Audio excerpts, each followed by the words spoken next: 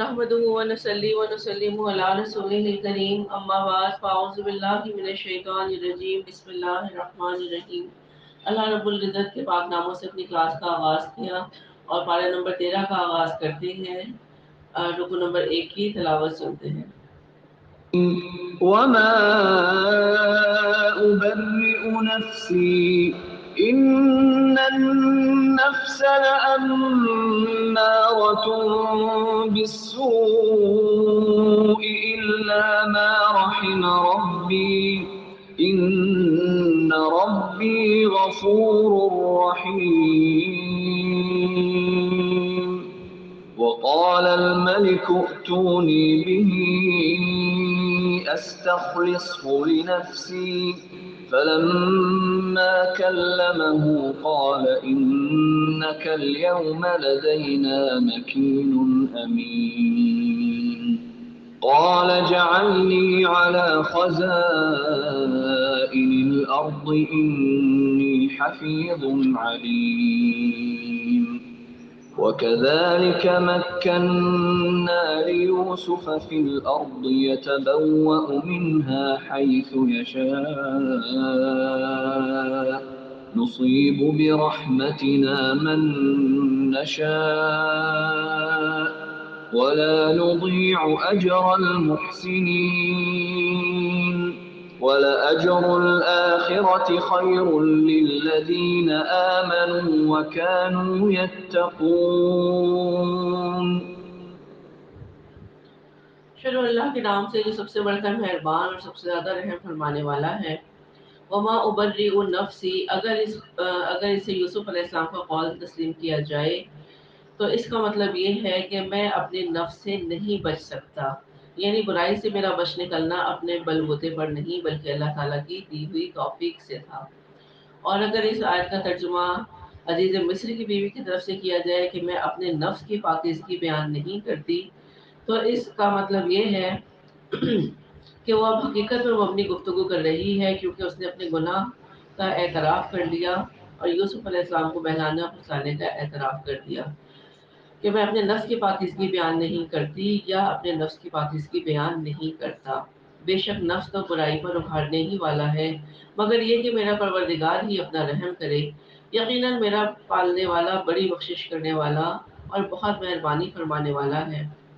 بادشاہ نے کہا کہ اسے میرے پاس لاؤ کہ میں اسے اپنے خاص کاموں کے لیے مقرر کر لوں، یعنی اپنا مصاحب اور مشیر خاص بنا لوں۔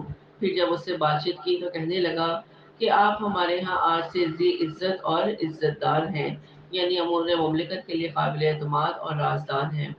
یوسف علیہ السلام نے کہا آپ مجھے خزانوں پر مقرر کر دیجئے۔ تو عام حالات میں اگرچہ عہدۂ منصب کی طلب جائز نہیں ہے، شریعت میں اس کو ناپسند کیا گیا ہے کہ کوئی کسی عہدے کے لیے خود اپنی پسند کا یا طلب کا اظہار کرے، لیکن حضرت یوسف علیہ السلام کے اس اقدام سے یہ معلوم ہوتا ہے کہ خاص حالات میں اگر کوئی شخص یہ سمجھتا ہے کہ قوم اور ملک کو جو خطرات درپیش ہیں ان سے نمٹنے کی اچھی صلاحیتیں میرے اندر موجود ہیں جو دوسروں میں نہیں، تو وہ اپنی اہلیت کے مطابق اس مخصوص عہدے اور منصب کی طلب کر سکتا ہے۔ تو انہوں نے کیا فرمایا کہ مجھے ملک کے خزانوں پر مقرر کر لیجئے، میں حفاظت کرنے والا اور باخبر ہوں۔ اسی طرح ہم نے یوسف علیہ السلام کو ملک کا قبضہ دے دیا، وہ جہاں کہیں چاہے رہے سہیں، ہم جسے چاہے اپنی رحمت پہنچا دیتے ہیں، ہم نیکوکاروں کا ثواب ضائع نہیں کرتے۔ یقیناً ایمانداروں اور پرہیزگاروں کا اخروی اجر بہت ہی بہتر ہے۔ وجاء إخوة يوسف فدخلوا عليه فعرفهم وهم له منكرون ولما جهزهم بجهازهم قال ائتوني بأخ لكم من أبيكم ألا ترون أني أوفي الكيل وأنا خير المنزلين فإن لم تأتوني به فلا كيل لكم عندي ولا تقربون قالوا سنراود عنه أباه وإنا لفاعلون قال لفتيانه اجعلوا بضاعتهم في رحالهم لعلهم يعرفونها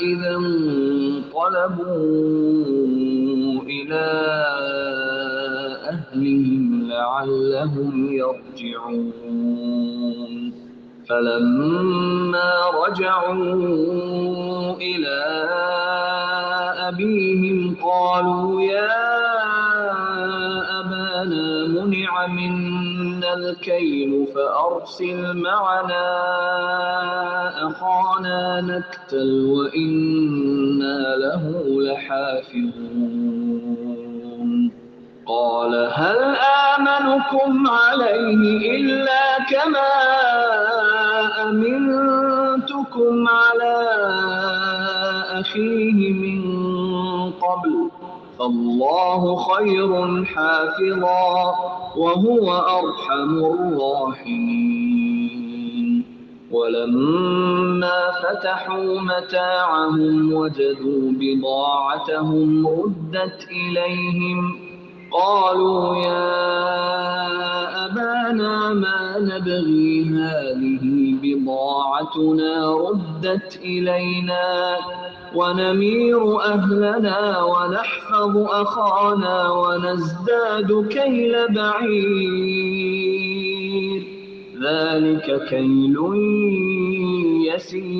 يسير قال لن أرسله معكم حتى تؤتون موثقا من الله لتأتونني به إلا أن يحاط بكم فلما آتوه موثقهم قال الله على ما نقول وكيل وقال يا بني لا تدخلوا من باب واحد وادخلوا من أبواب متفرقة وما أغني عنكم من الله من شيء إن الحكم إلا لله عليه توكلت وعليه فليتوكل المتوكلون ولما دخلوا من حيث أمرهم أبوهم ما كان يغني عنهم من الله من شيء إلا حاجة في نفس يعقوب قضاها وإنه لذو علم لما علمناه ولكن أكثر الناس لا يعلمون یوسف کے بھائی آئے اور یوسف کے پاس گئے تو انہیں پہچان لیا اور انہوں نے اسے نہ پہچانا۔ یہ اس وقت کا واقعہ ہے جب خوشحالی کے 7 سال گزرنے کے بعد قحط سالی شروع ہو گئی جس نے ملک مصر کے تمام علاقوں اور شہروں کو اپنی لپیٹ میں لے لیا، حتیٰ کہ کنعان تک بھی اس کے اثرات جہاں پہنچے جہاں پہ یوسف کے والد یعقوب علیہ السلام اور ان کے بھائی رہائش پذیر تھے۔ تو جب وہ آئے تو یوسف علیہ السلام نے ان سے باتوں باتوں میں ساری باتیں جان لی۔ جب اس نے ان کے لیے سامان تیار کر دیا تو کہا کہ تم میرے پاس اپنے اس بھائی کو بھی لانا جو تمہارے باپ میں سے ہے۔ کیا تم نے نہیں دیکھا کہ میں پورا ناپ کر دیتا ہوں اور میں ہوں بھی بہترین میزبانی کرنے والوں میں سے؟ بس اگر تم اسے میرے پاس لے کر نہ آئے تو میری طرف سے تمہیں بھی کوئی ناپ نہیں ملے گا، بلکہ تم میرے قریب بھی نہ پھٹکنا۔ تو ترغیب کے ساتھ ساتھ یہ دھمکی بھی تھی کہ اگر 11ویں بھائی کو ساتھ نہ لائے تو تمہیں غلہ نہیں ملے گا۔ انہوں نے کہا اچھا، ہم اس کے باپ کو اس کی بابت پھسلائیں گے اور پوری کوشش کریں گے۔ اور یوسف علیہ السلام نے اپنے خدمتگاروں سے کہا کہ ان کی پونجی انہیں کی بوریوں میں رکھ دو کہ جب لوٹ کر اپنے اہل و عیال میں جائیں اور ان پونجیوں کو پہچان لیں تو بہت ممکن ہے کہ یہ پھر لوٹ کر آئیں۔ تو آپ نے یہ تدبیر اس لیے کی کہ ہو سکتا ہے ان کے پاس اب دوبارہ آنے کے لیے مال لینے کے لیے پیسے نہ ہو، تو ان کا فی الحال ابھی جو پونجی یہ لے کر آئی ہیں واپس چپ کر کے خاموشی سے ان کے اپنے سامان میں ان کے غلے میں واپس رکھ دو۔ جب یہ لوگ لوٹ کر اپنے والد کے پاس گئے تو کہنے لگے ہم سے تو غلے کا پیمانہ روک لیا گیا، اب آپ ہمارے ساتھ ہمارے بھائی کو ساتھ بھیجیں کہ ہم پیمانہ بھر کر لائیں، ہم اس کی نگہبانی کے ذمہ دار ہیں۔ یعقوب نے کہا کہ مجھے تو اس کی بابت تمہارا بس ویسا ہی اعتبار ہے جیسا اس سے پہلے اس کے بھائی کے بارے میں تھا، یعنی جس طرح کا معاملہ تم یوسف کے ساتھ کر چکے ہو، مجھے اندیشہ ہے کہ تم اس کے ساتھ بھی وہی معاملہ کرو گے۔ بس اللہ ہی بہترین محافظ ہے اور وہ سب مہربانوں سے بڑا مہربان ہے۔ جب انہوں نے اپنا سامان کھولا تو انہوں نے اپنا سرمایہ موجود پایا جو ان کی جانب لوٹا دیا گیا تھا۔ کہنے لگے، اے ہمارے باپ، ہمیں اور کیا چاہیے؟ دیکھیے تو یہ ہمارا سرمایہ بھی ہمیں واپس لوٹا دیا گیا ہے۔ ہم اپنے خاندان کو رسد لا دیں گے اور اپنے بھائی کی نگرانی بھی کریں گے اور ایک اونٹ کا پیمانہ زیادہ لائیں گے۔ یہ نام تو بہت ہی آسان ہے۔ یعقوب نے کہا کہ میں تو اسے ہرگز تمہارے ساتھ نہ بھیجوں گا جب تک کہ تم اللہ کو بیچ میں رکھ کر مجھے قول و قرار نہ دے دو کہ تم اسے میرے پاس پہنچا دو گے، سوائے ایک صورت کے کہ تم سب گرفتار کر لیے جاؤ، یعنی کوئی اجتماعی پریشانی تم سب کے اوپر آ جائے، تم سب ہلاک کر دیے جاؤ یا قید کر لیے جاؤ، جس کی خلاصی تم پر قادر نہ ہو، تو پھر اس صورت میں تم معذور ہو۔ تو جب انہوں نے پکا قول و قرار دے دیا تو انہوں نے کہا کہ ہم جو کچھ کہتے ہیں اللہ اس پر نگہبان ہے۔ اور یعقوب نے کہا کہ اے میرے بچوں، تم سب ایک دروازے سے نہ جانا بلکہ کئی جدا جدا دروازوں میں سے داخل ہونا۔ میں اللہ کی طرف سے آنے والی کسی چیز کو تم سے ٹال نہیں سکتا، حکم صرف اسی کا ہی چلتا ہے۔ تو جب بنیامین سمیت 11 بھائی مصر جانے لگے تو یعقوب علیہ السلام نے ہدایت کی کہ الگ الگ دروازوں سے جانا، کیونکہ ایک ہی باپ کی 11 بیٹے جو قد و قامت اور شکل و صورت میں بھی ممتاز ہوں، جب اکٹھے ایک ہی جگہ یا ایک ساتھ کہیں سے گزرے تو عموماً انہیں لوگ تعجب یا حسد کی نظر سے دیکھتے ہیں اور یہی چیز نظر لگنے کا باعث بنتی ہے۔ چنانچہ حضرت یعقوب علیہ السلام نے انہیں نظر سے بچانے کے لیے بطور تدبیر یہ حکم دیا، اور نظر کا لگ جانا حق ہے۔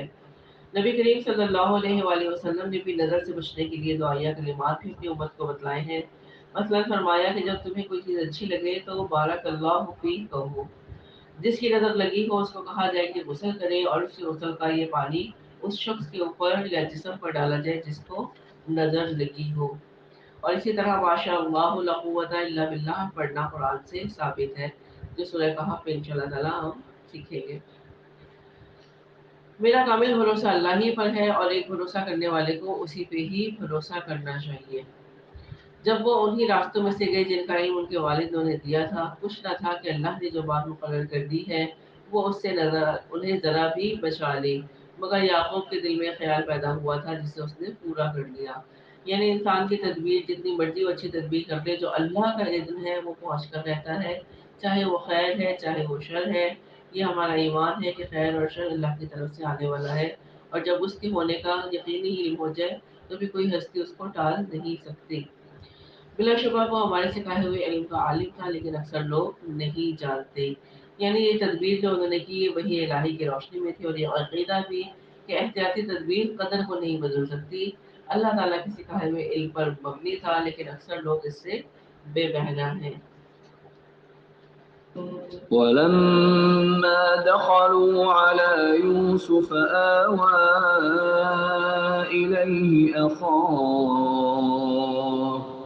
قال إني أنا أخوك فلا تبتئس بما كانوا يعملون فلما جهزهم بجهازهم جعل السقاية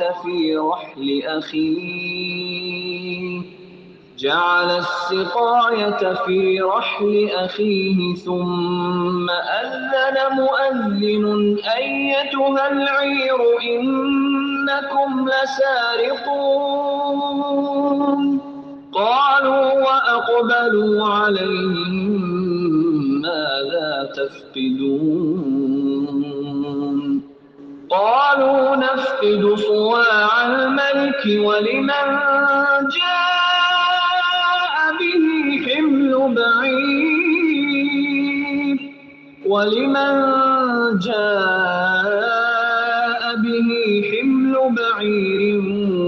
وأنا به زعيم قالوا تالله لقد علمتم ما جئنا لنفسد في الأرض وما كنا سارقين قالوا فما جزاؤه إن كنتم كاذبين قالوا جزاؤه من وجد في رحله فهو جزاؤه كذلك نجزي الظالمين فبدأ بأوعيتهم قبل وعاء أخيه ثم استخرجها من وعاء أخيه كذلك كدنا ليوسف ما كان ليأخذ أخاه في دين الملك إلا أن يشاء الله نرفع درجات من نشاء وفوق كل ذي علم عليم قالوا إن يسرق فقد سرق أخ له من قبل فأسرها يوسف في نفسه ولم يبدها لهم قال أنتم شر مكانا والله أعلم بما تصفون قالوا يا أيها العزيز إن له أبا شيخا كبيرا فخذ أحدنا مكانه إنا نراك من المحسنين قال معاذ الله أن نأخذ إلا من وجدنا متاعنا عنده إنا إذا لظالمون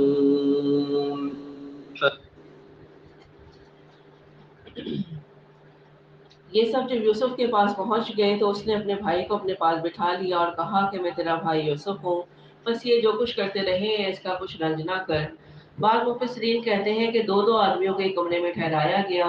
یوں بنیامین جب اکیلے رہ گئے تو یوسف علیہ السلام نے انہیں تنہا الگ ایک کمرے میں رکھا اور پھر خلوت میں ان سے باتیں کی اور انہیں پچھلی باتیں بتا کر کہا کہ ان بھائیوں نے جو میرے ساتھ کیا اس پر رنج نہ کریں۔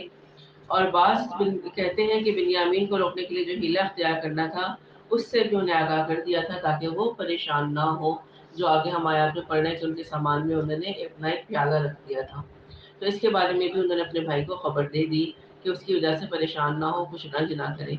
پھر جب انہیں ان کا سامان اسباب ٹھیک ٹھاک کر کے دے دیا تو اپنے بھائی کے سامان میں پانی پینے کا پیالہ رکھ دیا۔ پھر ایک آواز دینے والے نے پکار کر کہا کہ اے قافلے والو، تم لوگ تو چور ہو۔ تو یہ بادشاہ کے پانی پینے کا برتن تھا، سونے یا چاندی کا تھا، اور پانی پینے کے علاوہ اس سے غلہ ناپنے کا کام بھی لیا جاتا تھا۔ تو ظاہر ہے جب انہوں نے خود رکھوایا اور جب جو ارد گرد لوگ تھے انہوں نے اس کو نہ پایا تو انہوں نے کیا کہا ہے کہ اے قافلے والو تم چور ہو۔ انہوں نے یعنی ان کے بھائیوں نے کی طرف منہ پھیر کر کہا کہ تمہاری کیا چیز کھوئی ہے؟ جواب دیا کہ شاہی پیمانہ گم ہے، جو اسے لے آئے اسے ایک اونٹ کے بوجھ کا غلہ ملے گا، اس وعدے کا میں ضامن ہوں، یعنی کہ جو تفتیش سے پہلے ہی اس کو نکال کے دے دے گا تو اس کو انعام کے طور پر ایک اونٹ کا غلہ ملے گا۔ انہوں نے کہا اللہ کی قسم تم کو تو خوب علم ہے کہ ہم ملک میں فساد پھیلانے کے لیے نہیں آئے اور نہ ہی ہم چور ہیں، کیونکہ وہ پہلے بھی ایک دفعہ آ چکے تھے اور پہلے بھی ان سے کوئی ایسی حرکت صادر نہیں ہوئی تھی۔ انہوں نے کہا اچھا کہ چور کی کیا سزا ہے؟ یعنی اگر تمہارے سامان میں وہ پیالہ نکل آیا تو پھر سزا بھی خود ہی بتا دو۔ جواب دیا کہ اس کی سزا یہی ہے کہ جس کے اسباب میں سے پایا جائے وہی اس کا بدلہ ہے، یعنی جس کے پاس وہ پیالہ نکل آئے سزا کے طور پر اسی کو روک لیا جائے، ہم تو ایسے ظالموں کو یہی سزا دیا کرتے ہیں۔ تو یہ سزا حضرت یعقوب علیہ السلام کی شریعت میں تھی، جس کے مطابق یوسف علیہ السلام کے بھائیوں نے یہ سزا تجویز کی۔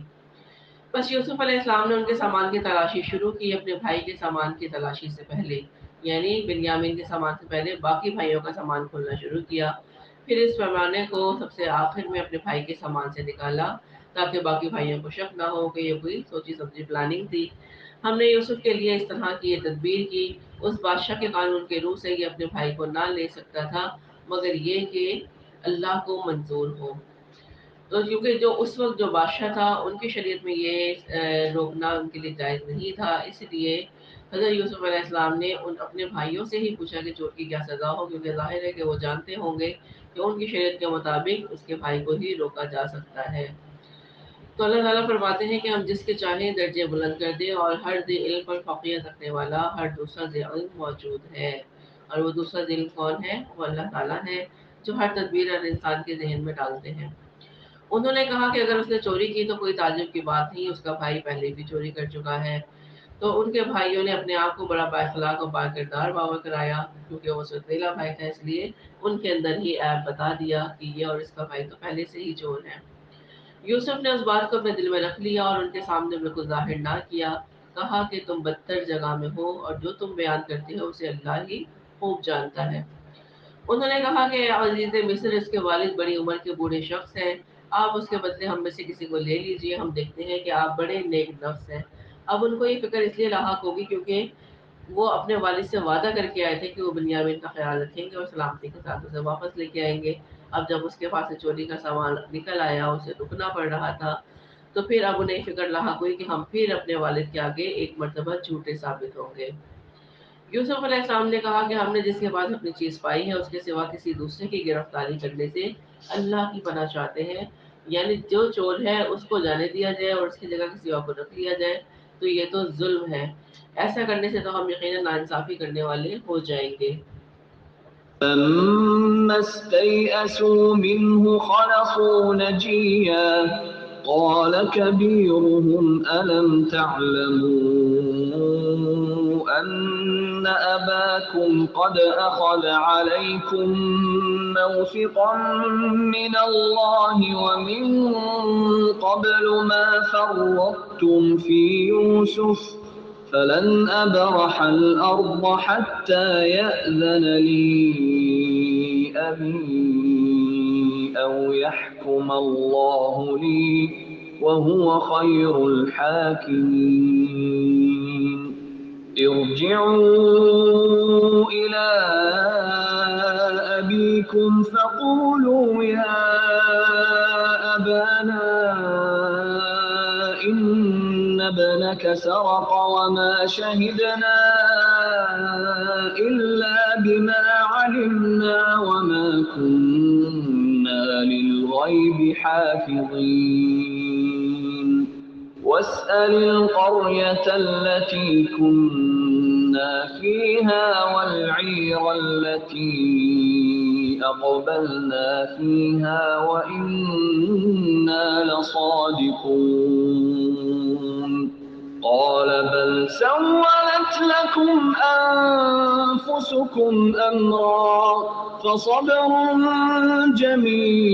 جميل عسى الله أن يأتيني بهم جميعا إنه هو العليم الحكيم وتولى عنهم وقال يا أسفا على يوسف وابيضت عيناه من الحزن فهو كظيم قالوا تالله تفتأ تذكر يوسف حتى تكون حرضا أو تكون من الهالكين قال إنما أشكو بثي وحزني إلى الله وأعلم من الله ما لا تعلمون يا بني يذهبوا فتحسسوا من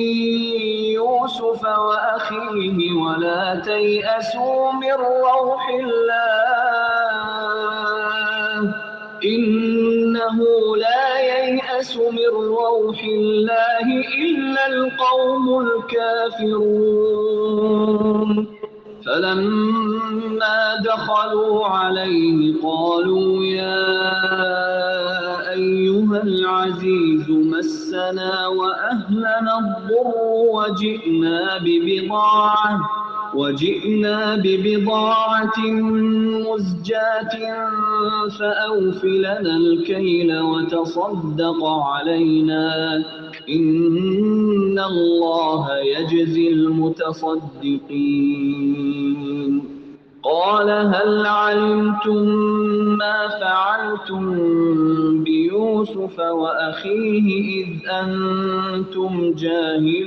جاهلون قالوا أئنك لأنت يوسف قال أنا يوسف وهذا أخي قد من الله علينا إنه من يتق ويصبر فإن الله لا يضيع أجر المحسنين قالوا تالله لقد آثرك الله علينا وإن كنا لخاطئين قال لا تثريب عليكم اليوم يغفر الله لكم وهو أرحم الراحمين اذهبوا بقميصي هذا فألقوه على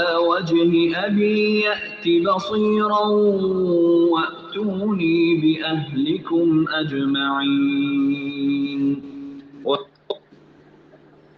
जब वो उससे मायूस हो गए तो तन्हाई में बैठकर मशवरा करने लगे। उनमें जो सबसे बड़ा था उसने कहा, तुम्हें मालूम नहीं कि तुम्हारे वालिद ने तुमसे अल्लाह की कसम लेकर पुख्ता कौलो करार लिया है और इससे पहले यूसुफ के बारे में तुम कोताही कर चुके हो। बस मैं तो इस जमीन से ना टलूंगा जब तक कि वालिद साहब खुद मुझे इजाजत ना दे दे या अल्लाह मेरे इस मामले का फैसला कर दे। वही बेहतरीन फैसला करने वाला है। यानी अब भाई को बहुत ज्यादा एहसास नदामत और शर्मिंदगी था कि मैं किस तरह वालिद के सामने जाऊं, हालांकि हम अल्लाह के नाम का पुख्ता कौल करार करके आए हैं। तो वालिद साहब मुझे खुद इजाज़त देते हैं, इसका मतलब ये है कि वो हमें ढूंढते हुए यहाँ पे आ जाए, मैं यहाँ से नहीं जाऊँगा और उनके साथ मामला मुनकशिफ हो जाए या अल्लाह मेरे इस मामले का फैसला कर दे, यानी अल्लाह ताला ही कोई तदबीर निकाल दे। तुम सब वालिद साहब की खिदमत में वापस जाओ और कहो कि अब्बा जी आपके साहबजादे ने चोरी की है और हमने वही गवाही दी थी जो हम जानते हैं। यानी हमने तो अपनी तरफ से पूरी कोशिश की थी, लेकिन एक चोरी का सामान उसके सामान से निकल आया और हमने वही गवाही दी, यानी हमने यही शरीयत का फैसला दिया था जो हमारी शरीयत में नाफिज है कि जो चोरी का जिसके पास से चोरी का सामान निकले उसे रोक लिया जाए। और हम ये नहीं जानते थे कि वो चोरी का सामान बिन्यामीन के पास से निकलेगा। हम कुछ गैब की हिफाजत करने वाले ना थे। आप इस शहर के लोगों से भी दरियाफ्त फरमा लें जहाँ हम थे और इस काफिले से भी पूछ लें जिसके साथ हम आए, यकीनन हम बिल्कुल सच्चे हैं।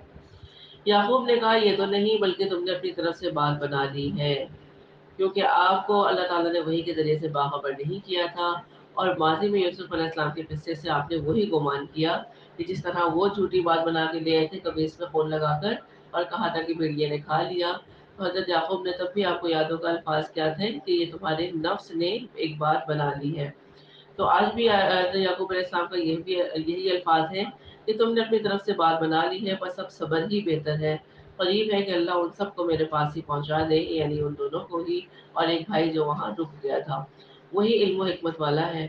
फिर उनसे मुंह फेर लिया और कहा, हाय यूसुफ, यानी अब बिन्यामीन के खोने से जो उनका पुराना जख्म था, पुराना दर्द था यूसुफ अलैहिस्सलाम का, वो फिर से जाग उठा और आपने बहुत तकलीफ से कहा, हाय यूसुफ।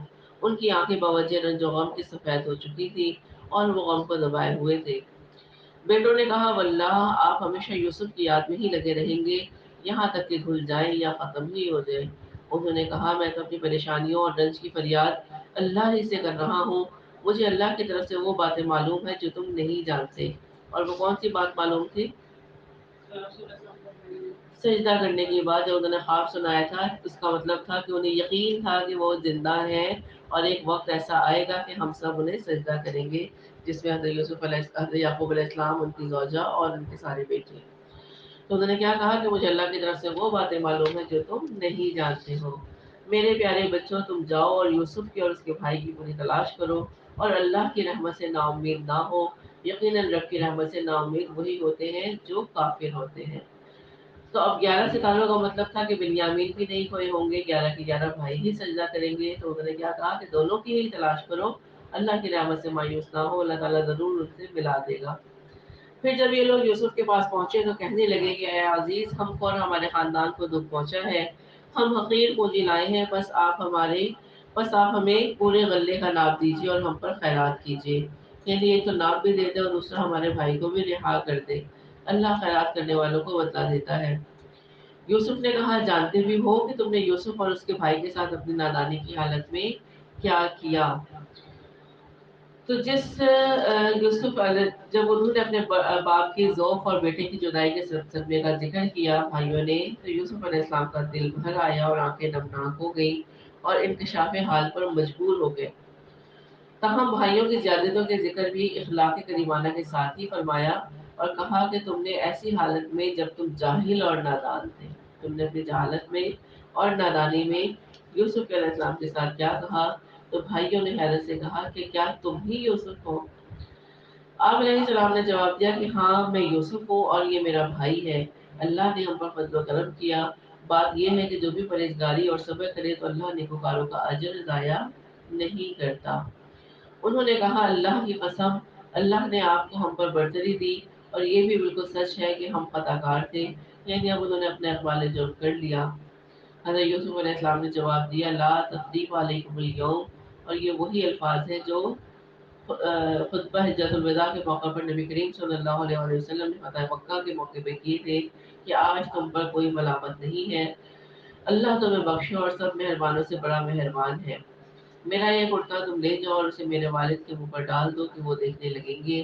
تو یہ معجزہ تھا حضرت یوسف علیہ السلام کا کہ قمیص چہرے پر پڑنے سے ان کی آنکھوں کی بینائی بحال ہو جائے گی اور پھر تم اپنے تمام خاندان والوں کو میرے پاس لے آؤ۔ فلما فصلت العير قال أبوهم إني لأجد ريح يوسف لولا أن تفندون قالوا تالله إنك لفي ضلالك القديم فلما أن جاء البشير ألقاه على وجهه فارتد بصيرا قال ألم أقل لكم إني أعلم من الله ما لا تعلمون قالوا يا أبانا استغفر لنا ذنوبنا إنا كنا خاطئين قال سوف أستغفر لكم ربي إنه هو الغفور الرحيم فلما دخلوا على يوسف آوى إليه أبويه وقال ادخلوا مصر إن شاء الله آمنين ورفع أبويه على العرش وخروا له سجدا وقال يا أبت هذا تأويل رؤياي من قبل قد جعلها ربي حقا وقد أحسن بي إذ أخرجني من السجن وجاء بكم من البدو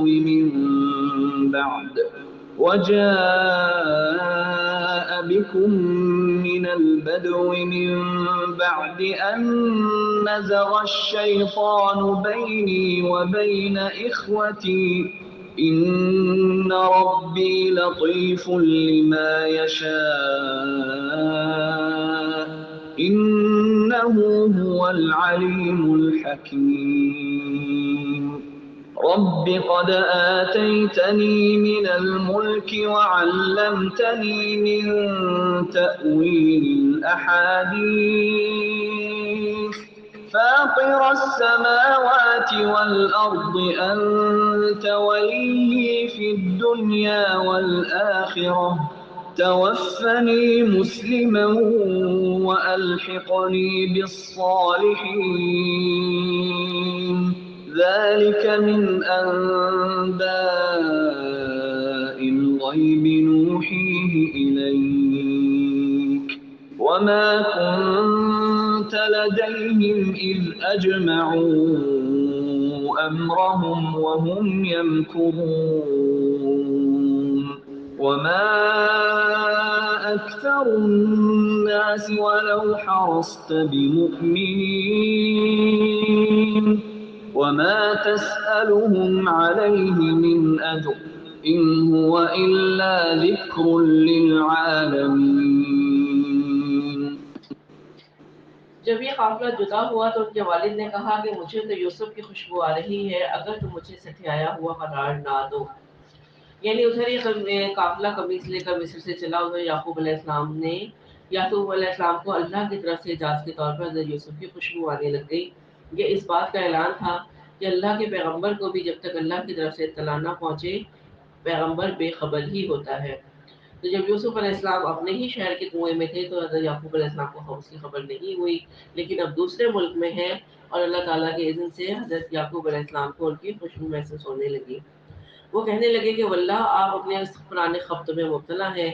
جب خوشخبری دینے والے نے پہنچ کر ان کے منہ پر وہ کرتا ڈالا اسی وقت وہ پھر سے بینا ہو گئے. وہ دیکھنے لگ گئے. کہا کیا میں تم سے نہ کہا کرتا تھا کہ میں اللہ کی طرف سے وہ باتیں جانتا ہوں جو تم نہیں جانتے. یعنی وحی کے ذریعے سے اللہ تعالیٰ مجھے بہت سی چیزوں سے باخبر کر دیتا ہے جس کا علم عام انسان کو نہیں ہوتا. انہوں نے کہا ابا جی ہمارے لیے گناہوں کی بخشش طلب کیجیے، بے شک ہم قصوروار ہیں. کہا اچھا میں جلد ہی تمہارے لیے اپنے پروردگار سے بخشش مانگوں گا، وہ بڑا بخشنے والا نہایت مہربانی کرنے والا ہے. تو فی الفور مغفرت کی دعا کرنے کی بجائے دعا کرنے کا وعدہ فرمایا. مقصد یہ تھا کہ رات کے پچھلے پہر میں جو اللہ کے خاص بندوں کا وقت ہے عبادت کرنے کا اس وقت ان کی مغفرت کی دعا کریں گے. جب یہ سارا گھرانہ یوسف کے پاس پہنچ گیا تو یوسف نے اپنے ماں باپ کو اپنے پاس جگہ دی اور کہا کہ اللہ کو منظور ہے تو آپ سب امن و امان کے ساتھ مصر میں آؤ. اور اپنے تخت پر اپنے ماں باپ کو اونچا بٹھایا اور سب اس کے سامنے سجدے میں گر گئے. تب کہا کہ ابا جی یہ میرے پہلے خواب کی تعبیر ہے. میرے رب نے اسے سچا کر دکھایا. اس نے میرے ساتھ بڑا احسان کیا کہ جب اس نے مجھے جیل خانے سے نکالا. آپ دیکھیں یہاں یوسف علیہ السلام نے کنویں کا ذکر نہیں کیا، حالانکہ کنویں کی بھی ان کے بھائیوں نے ڈالا تھا کیونکہ وہ اپنے بھائیوں کو آر نہیں دلانا چاہتے تھے اور یہی اخلاق نبوی ہے. اور آپ لوگوں کو صحرا سے لے آیا اس اختلاف کے بعد جو شیطان نے مجھ میں اور میرے بھائیوں میں ڈال دیا. تو شیطان کو ہی سارا کریڈٹ دے دیا کہ جو بھی ہمارے درمیان تعلقات کی خرابی ہوئی ہے وہ شیطان کی وجہ سے ہوئی ہے. اور در حقیقت ایسا ہوتا بھی ہے. شیطان ہی دل میں وسوسہ ڈالتا ہے اور انسان اپنی زبان سے آپس میں اختلاف پیدا کر لیتا ہے. میرا رب جو چاہے اس کے لیے بہترین تدبیر کرنے والا ہے اور وہ بہت ہی علم و حکمت والا ہے. اے میرے پروردگار تو نے مجھے کچھ حکومت عطا فرمائی اور مجھے خواب کی تعبیر سکھائی. اے آسمانوں اور زمین کے پیدا کرنے والے تو ہی دنیا اور آخرت میں میرا ولی اور کارساز ہے. تو مجھے اسلام کی حالت میں فوت کر اور نیکوں میں ملا دے یا صالحین کے ساتھ میرا خاتمہ کر. یہ غیب کی خبروں میں سے ہے جس کی ہم آپ کی طرف وحی کر رہے ہیں. یعنی اے نبی صلی اللہ علیہ وآلہ وسلم یہ جو قصہ یوسف آپ کو بیان کیا جا رہا ہے یہ غیب کی خبروں میں سے ہے جسے آپ نہیں جانتے تھے. تو آپ صلی اللہ علیہ وآلہ وسلم ان کے پاس نہ تھے جبکہ انہوں نے اپنی بات ٹھان لی تھی کہ وہ فریب کرنے لگے ہیں. یعنی ان کے بھائی جو چال چلنا چاہ رہے تھے اللہ تعالیٰ نے فرمایا کہ آپ اس وقت بھی ان کے پاس موجود نہ تھے. گو آپ لاکھ چاہیں لیکن اکثر لوگ ایماندار نہ ہوں گے. آپ ان سے اس پر کوئی اجرت طلب نہیں کر رہے. یہ تو تمام دنیا کے لیے صرف نصیحت ہی نصیحت ہے. وَكَأَيِّن مِّنْ آيَةٍ فِي السَّمَاوَاتِ وَالْأَرْضِ يَمُرُّونَ عَلَيْهَا وَهُمْ عَنْهَا مُعْرِضُونَ وَمَا يُؤْمِنُ أَكْثَرُهُم بِاللَّهِ إِلَّا وَهُم مُّشْرِكُونَ أَفَأَمِنُوا أَن تَأْتِيَهُمْ غَاشِيَةٌ مِّنْ عَذَابِ اللَّهِ أَوْ تَأْتِيَهُمُ السَّاعَةُ بَغْتَةً وَهُمْ لَا يَشْعُرُونَ قُلْ هَٰذِهِ سَبِيلِي أدعو إلى الله على بصيرة أنا ومن اتبعني وسبحان الله وما أنا من المشركين وما أرسلنا من قبلك إلا رجالا نوحي إليهم من أهل القرى أفلم يسيروا في الأرض فينظروا كيف كان عاقبة الذين من قبلهم ولدار الآخرة خير للذين اتقوا أفلا تعقلون حتى إذا استيأس الرسل وظنوا أنهم قد كذبوا جاءهم نصرنا فنجي من نشاء ولا يرد بأسنا عن القوم المجرمين لقد كان في قصصهم عبرة لأولي الألباب ما كان حديثا يفترى ولكن تصديق الذي بين يديه وتفصيل كل شيء وهدى ورحمة لقوم يؤمنون. آسمانوں اور زمین میں بہت سی نشانیاں ہیں جن سے یہ منہ موڑے گزر جاتے ہیں، یعنی غور و فکر نہیں کرتے۔ ان میں سے اکثر لوگ باوجود اللہ پر ایمان رکھنے کے بھی مشرک ہی ہیں۔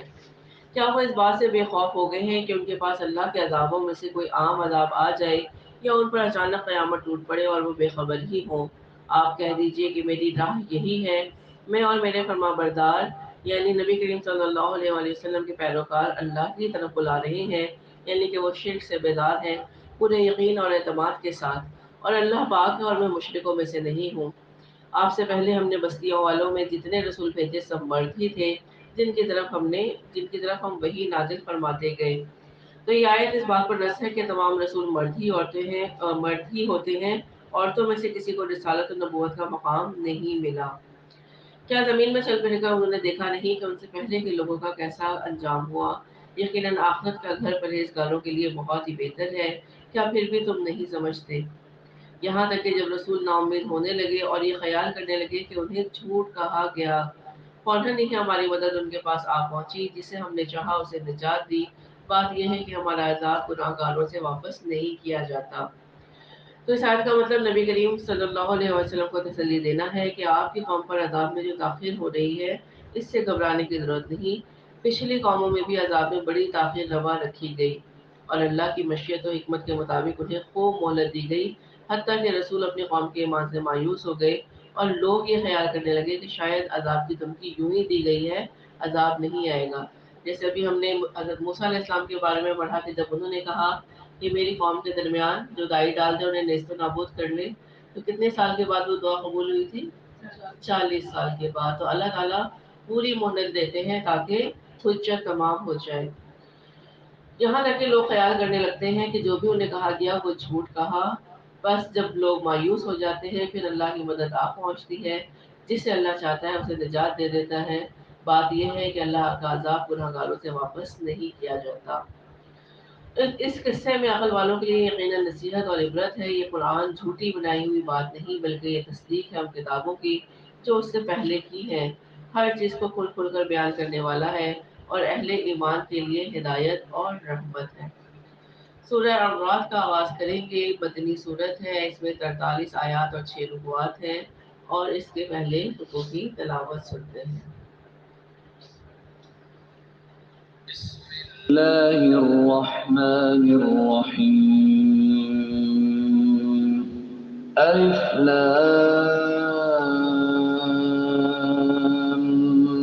ميم را تلك آيات الكتاب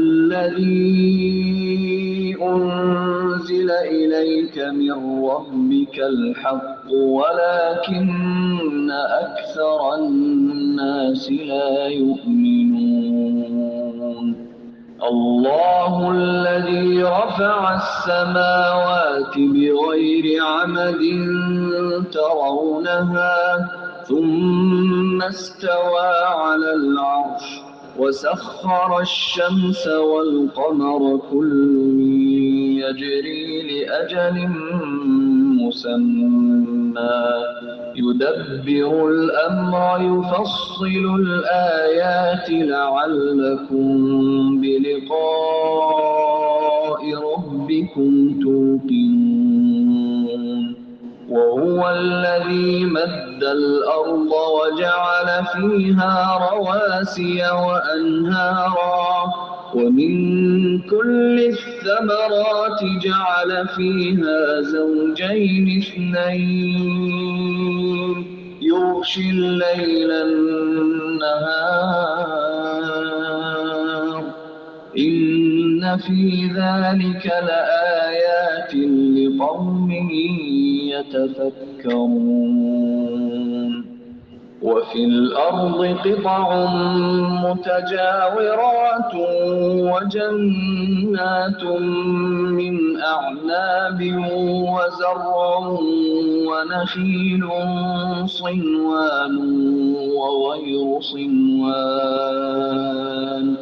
صنوان وغير صنوان يسقى بماء واحد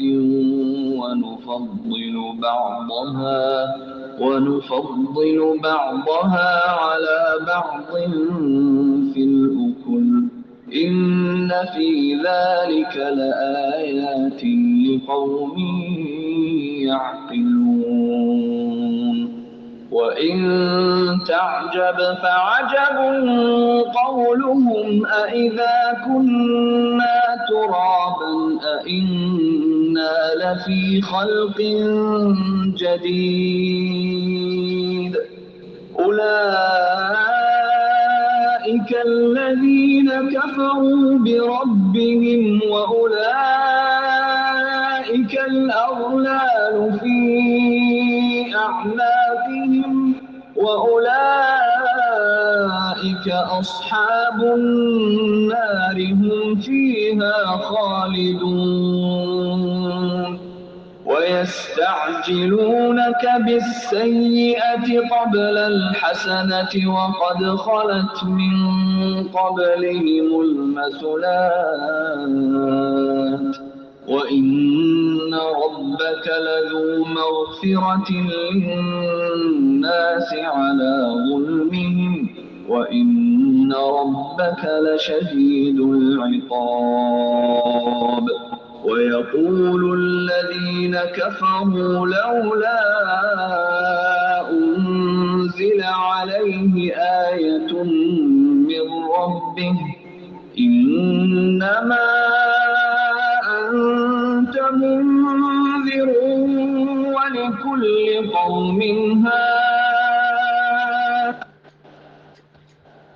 شروع اللہ کے نام سے جو بہت مہربان نہایت رحم والا ہے الف لام میم را یہ قرآن کی آیتیں ہیں اور جو کچھ آپ کی طرف سے آپ کے رب کی جانب سے اتارا جاتا ہے سب حق ہے لیکن اکثر لوگ ایمان نہیں لاتے اللہ وہ ہے جس نے آسمانوں کو بغیر ستونے کے بلند کر رکھا ہے کہ تم انہیں دیکھ رہے ہو پھر وہ عرش پر قرار پکڑے ہوئے ہے اسی نے سورج اور چاند کو ماتحتی میں لگا رکھا ہے اور ہر ایک میعاد معین پر گشت کر رہا ہے وہی کام کی تدبیر کرتا ہے اور وہ اپنے نشانات کھول کھول کر بیان کر رہا ہے کہ تم اپنے رب کی ملاقات کا یقین کر لو اسی نے زمین پھیلا کر بچھا دی ہے اور اس پہ پہاڑ اور نہریں پیدا کر دی ہیں اور اس میں ہر قسم کے پھلوں کے جوڑے دوہرے پیدا کر دیے ہیں وہ رات کو دن سے چھپا دیتا ہے یقیناً غور و فکر کرنے والوں کے لیے اس میں بہت سی نشانیاں ہیں اور زمین میں مختلف ٹکڑے ایک دوسرے سے لگتے لگاتے ہیں اور انگوروں کے باغات ہیں اور کھیت ہیں اور کھجوروں کے درخت ہیں شاخدار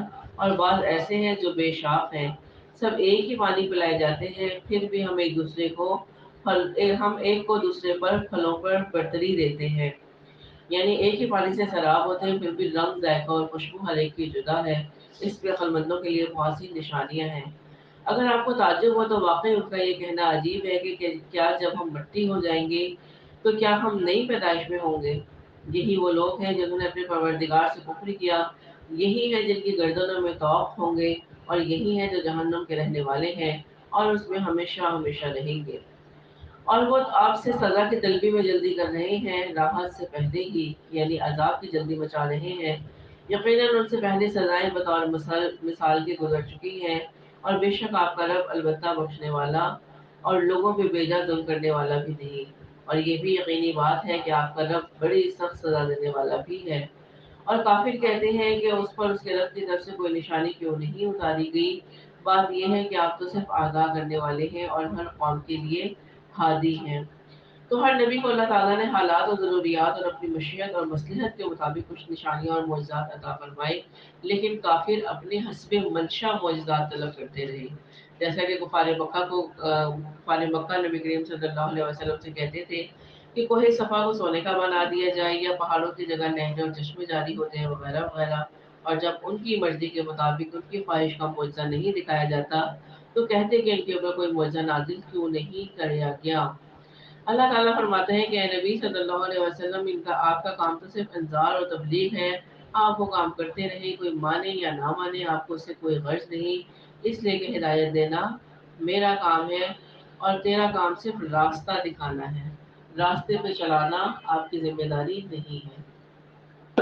الله يعلم ما تحمل كل أنثى وما تغيض الأرحام وما تزداد وكل شيء عنده بمقدار. عالم الغيب والشهادة الكبير المتعال. سواء منكم من أسر القول ومن جهر به ومن هو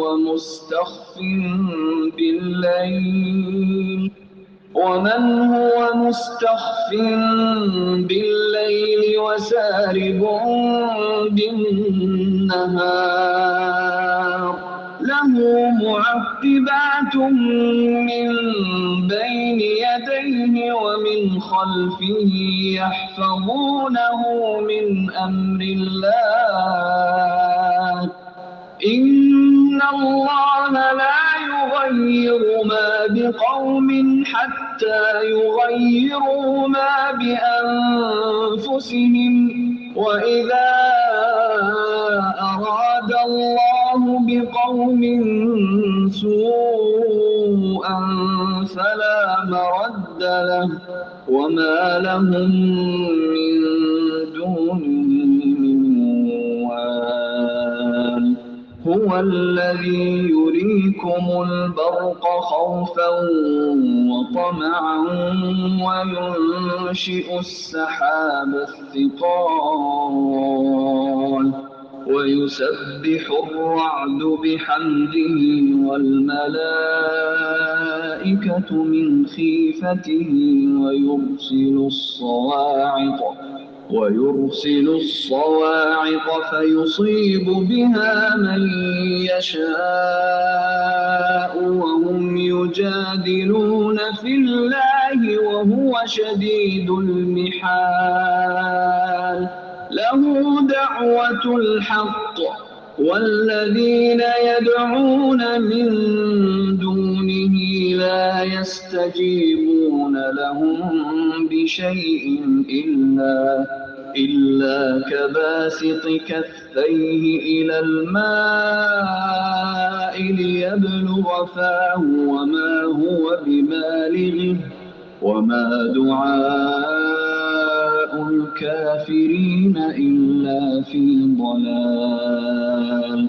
ولله يسجد من في السماوات والأرض طوعا وكرها وظلالهم بالغدو والآصال.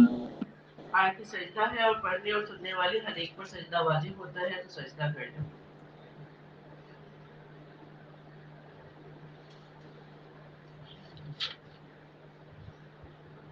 قل من رب السماوات والأرض قل الله قل أفاتخذتم من دونه أولياء لا يملكون لأنفسهم نفعا ولا ضرا قل هل يستوي الأعمى والبصير أم هل تستوي الظلمات والنور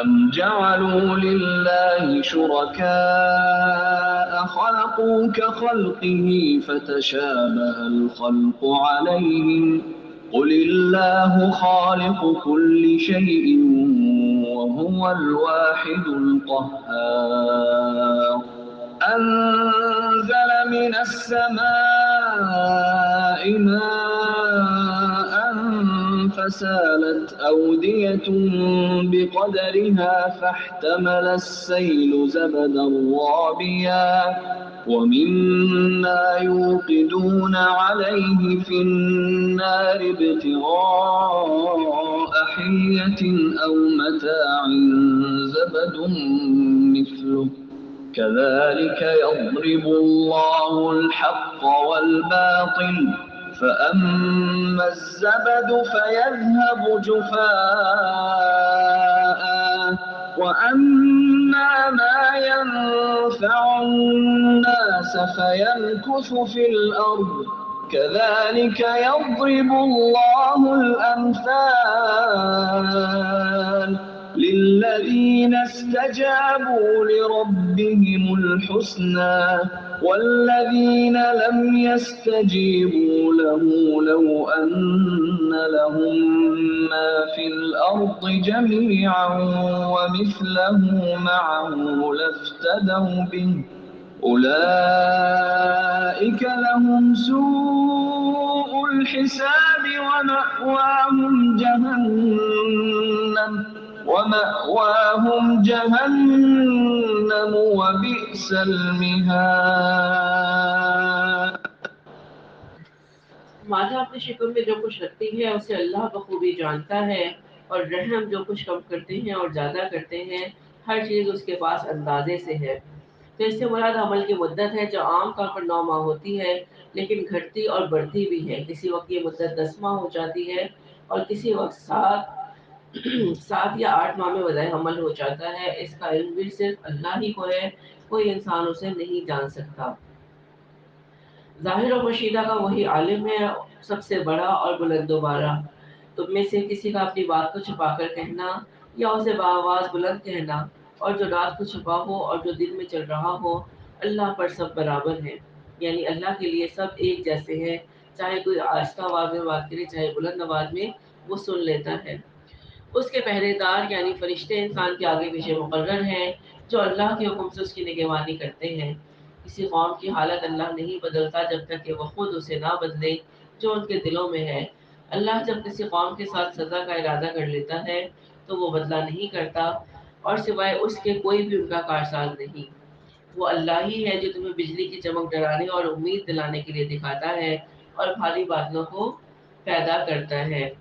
یعنی بجلی سے راہگیر مسافر ڈرتے ہیں، لیکن گھروں میں مقیم کسان اور کاشتکار اس سے برکت اور منافعت کی امید رکھتے ہیں۔ تو کسی کے لیے وہ خوف کا باعث ہے، کسی کے لیے امید کا باعث ہے۔ اور گرج اس کی تسبیح و تعریف ہے، اور فرشتے بھی اسی کے خوف سے۔ وہی آسمان سے بجلیاں گراتا ہے اور جس پر چاہتا ہے اس پر ڈالتا ہے۔ کفار اللہ کے بارے میں لڑ جھگڑ رہے ہیں، اور اللہ سخت قوت والا ہے، اسی کو پکارنا حق ہے۔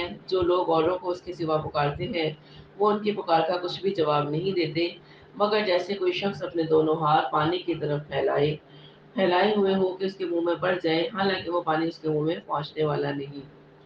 یعنی کسی کوئی شخص شدید پیاسا ہے، وہ پانی کی طرف اپنی دونوں ہتھیلیاں پھیلا دے تو کیا پانی اس تک پہنچے گا؟ پانی ایک غیر شعوری بے شعور مخلوق ہے، وہ یہ بھی نہیں سمجھ پائے گا کہ اس نے میری طرف ہاتھ کیوں پھیلایا ہوا ہے، نہ ہی وہ خود آگے بڑھ کر پیاس بجھانے والا ہے۔ یہی حال ان معبودوں کا ہے جن کو اللہ کے سوا پکارا جاتا ہے، کہ یا تو وہ اس کی پکار کو سنتے ہی نہیں ہیں، اور اگر بالفرض محال اللہ تعالیٰ انہیں سنوا بھی دے تو وہ مدد کرنے پر قادر نہیں ہے۔ ان منکروں کی جتنی پکار ہے سب گمراہی میں ہی ہے۔ اللہ ہی کے لیے زمین و آسمانوں کے سب مخلوق خوشی اور ناخوشی سے سجدہ کرتی ہے، اور ان کے سائے بھی صبح و شام۔ آپ پوچھئے کہ آسمانوں اور زمین کا پروردگار کون ہے؟ کہہ دیجئے کہ اللہ۔ کیا تم پھر بھی اس کے سوا اوروں کو حمایتی بنا رہے ہو؟ خود اپنی جان کے بھی بھولے مرے کا اختیار نہیں رکھتے۔ کہہ دیجئے کہ اندھا اور بینا برابر ہو سکتا ہے، یا کیا اندھیرے اور روشنی برابر ہو سکتے ہیں؟ کیا جنہیں یہ اللہ کے شریک ٹھہرا رہے ہیں انہوں نے بھی اللہ کی طرح کوئی مخلوق پیدا کی ہے کہ ان کی نظر میں پیدائش مشتبہ ہو گئی ہو؟ کہہ دیجئے کہ صرف اللہ ہی تمام چیزوں کا خالق ہے، وہ اکیلا ہے اور زبردست غالب ہے۔ اسی نے آسمان سے پانی برسایا، پھر اپنے اپنے اندازے کے مطابق نالے بہہ نکلے، پھر پانی کے لیلے نے اوپر چڑھے جھاگ کو اٹھا لیا، اور اس چیز میں بھی جس کو آگ میں ڈال کر تپاتے ہیں زیور یا ساز و سامان کے لیے اسی طرح کے جھاگ ہیں۔ اسی طرح اللہ تعالیٰ حق اور باطل کی مثال بیان فرماتا ہے۔ اب جھاگ تو ناکارہ ہو کر چلا جاتا ہے، لیکن جو لوگوں کو نفع دینے والی چیز ہے وہ زمین میں ٹھہری رہتی ہے۔ اللہ تعالیٰ اسی طرح مثالیں بیان فرماتا ہے۔ تو پانی کا جب ریلا آتا ہے، اس کی مثال سیلابی ریلے میں نظر آتی ہے۔ آپ دیکھیں کثیر تعداد میں پانی ہوتا ہے تو اس کے اوپر کچھ جھاگ آ جاتی ہے جس کے اندر کوڑا کرکٹ ہوتا ہے، خس و خاشاک ہوتے ہیں۔ تو پانی کو تو زمین جذب کر لیتی ہے، لیکن وہ جھاگ ضائع ہو جاتا ہے۔ اسی طرح جو دھاتیں ہیں جیسے سونا، چاندی، ان کو تانبا، سیسل، اس طرح کی دھاتوں کو جب دبایا جاتا ہے تو ان پر بھی جھاگ آتا ہے، جو دراصل ان کا میل ہوتا ہے۔ تو جو اصل کوالٹی کی چیز ہوتی ہے اس سے تو فائدہ لیا جاتا ہے، جبکہ جھاگ ہے وہ دیکھتے دیکھتے ختم ہو جاتا ہے۔ تو اسی طرح اللہ تعالیٰ حق اور باطل کا آپس میں اجتماع اور ٹکراؤ کرواتا ہے کہ باطل کو اسی طرح ثبات اور دوام نہیں ہوتا جس طرح سیلابی ریلے کا جھاگ پانی کے ساتھ دھاتوں کی جھاگ کی طرح جن کو آگ میں دبایا جاتا ہے۔ تو حق الگ ہو جاتا ہے اور باطل الگ ہو جاتا ہے۔ اللہ اسی طرح مثالیں بیان فرماتا ہے۔ جن لوگوں نے اپنے رب کے حکم کی بجاوری کی ان کے لیے بھلائی ہے، اور جن لوگوں نے اس کے حکم برداری نہ کی، اگر ان کے لیے زمین میں جو کچھ ہے سب کچھ ہو اور اس کے ساتھ اتنا ہی اور ہو تو بھی وہ سب کچھ اس کے اپنے بدلے میں فدیہ میں دیں گے تو ان سے قبول نہیں کیا جائے گا، پھر بھی چھٹکارا کہاں۔ یہی ہے جن کے لیے برا حساب ہے اور جن کا ٹھکانہ جہنم ہے جو بہت بری جگہ ہے۔ تو اللہ تعالیٰ کو سخت حساب لینے والا ہے۔ عقل مند وہی ہے جو دنیا میں ہی اپنے معاملات کلیئر کرتے چلے جاتے ہیں۔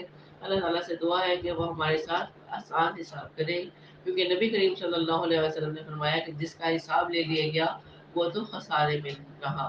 اللہم حاسبنا حساب یسیرا، آمین یا رب العالمین۔ نصف پارا مکمل ہوا، باقی نصف ہم انشاءاللہ آئندہ کلاس میں کریں گے۔ وآخر دعوانا الحمدللہ رب العالمین۔ سبحان ربک رب العزت عما یصفون وسلام علی المرسلین والحمد للہ رب العالمین۔ ربنا تقبل منا انک انت السمیع العلیم وتب علینا انک انت التواب الرحیم، آمین یا رب العالمین۔